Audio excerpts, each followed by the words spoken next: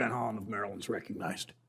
Thank you, Mr. Chairman, and let me add my words of appreciation to Senator Toomey for his leadership on all sorts of issues. I've disagreed with Senator Toomey many, many times, but I've also had the opportunity to work with him closely on lots of issues. So, Pat, thank you.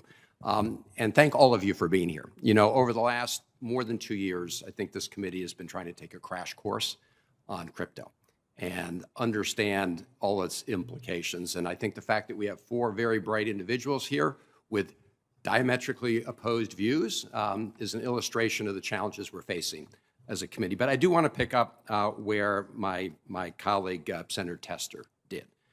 Because the question is, where do we go from here? And on the one hand, the impulse is, of course, to want to protect consumers.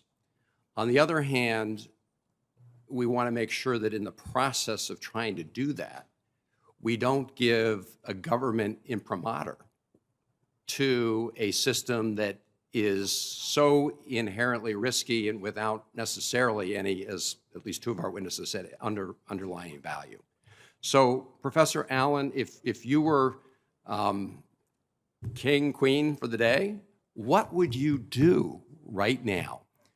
And let me just say, we've got the SEC. The SEC clearly has the authority and power to go after fraud, and we need to make sure they have the resources to go after fraud in this area because it's grown very fast.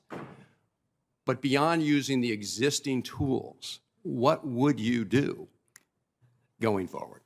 If I were queen for a day, I would ban it. But if I were someone who was dealing with multiple constituencies and realized that that might not be viable, I think the path I would take would be to strengthen banking law, what I've been calling Glass-Steagall 2.0, and make it quite clear that banks simply may not touch crypto in any way, shape, or form.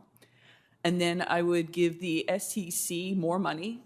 I would pass legislation that makes it clear, abundantly clear, that all crypto is a security. And to be clear, the definition section in the securities legislation doesn't just list investment contract. This isn't just about the Howey test. There's all kinds of securities that don't go through the Howey test. Bonds are just listed. If it's a bond, it's a security. So we could say, if this is a crypto asset, it's just a security. You don't have to go through the Howey test framework. And then we apply all the securities laws robustly, and I think that is the best way forward. Thank you. And is it Mr. Shanken, Mackenzie Shanken? Yes, sir. You can also call me Ryan Atwood from the All OC. right. All right. Well, in that case, listen. Let me appreciate your testimony. The bottom line is, I understood, as you said, we should just deal with this and regulate it like it's gambling.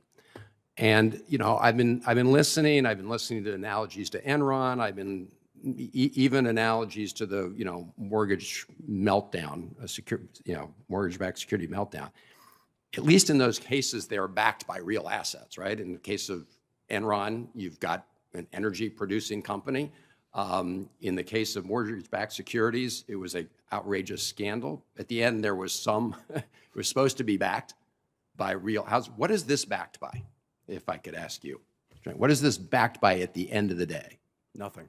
It's a story. Robert Shiller, the Nobel Prize-winning economist, talks about how economic narratives form. They're in response to real events. In this case, with cryptocurrency, I would argue the genesis was the subprime crisis. The Bitcoin white paper, released in October of 2008, was perhaps well-intentioned.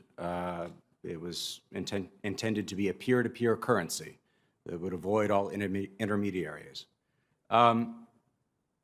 So the story has understandable appeal.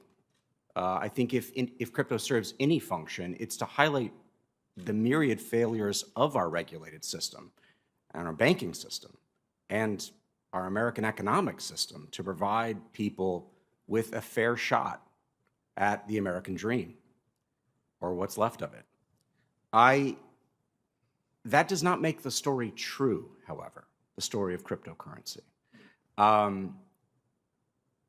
What it does is lend it enormous power.